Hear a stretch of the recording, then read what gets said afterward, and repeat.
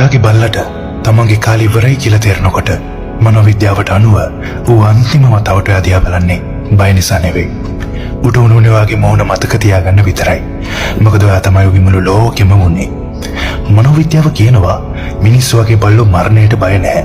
එයාලා අනේ මම මැරෙනවා කියලා හිතන්නේ නැහැ. එයාලා හිතන්නේ මම නැති වුණාට ඔයා හොඳින් ඉන්නවා කියලා මම හිතනවා කියලයි. උගේ හදවත ගැහෙන වේගය අඩු වෙනකොට ඌ එයා දිහා බලාගෙන ඉන්නේ සිනාවක්. ඔබ ආරක්ෂිතයි කියලා පෙන්වන යම්කිසි ලකුණක් බලාපොරොත්තු වෙන. මොකද උගේ රාජකාරිය උනේ හැමදාම ජීවත් වෙන එක නෙවෙයි. උගේ වැඩේ උනේ ඔයාට ආදරය කරන එක සහ ඔයා ඌ නැතුව හොඳින් ඉඳීවි කියලා සාතික කරගන්න එකයි. දිවෙලියට දාගෙන කෙල පෙරපු එතෙත කට දැන් පොඩ වැහෙනකොට හුස්ම සැහැල්ලු වෙනකොට ඒක යට වේදනාවක් නෙමෙයි. ඒක යට සැනසීමක්. උගේ මොළය ඔක්සිටෝසින් වලින් පිරීලා යනවා. ඒ කියන්නේ ඔයා ගෙදර ආපු හැම වෙලාවකම ඌට දැනුණු සතුටුදායක හැඟීම ඒ අවසන් මොහොතේදී ඌට දැනෙනවා.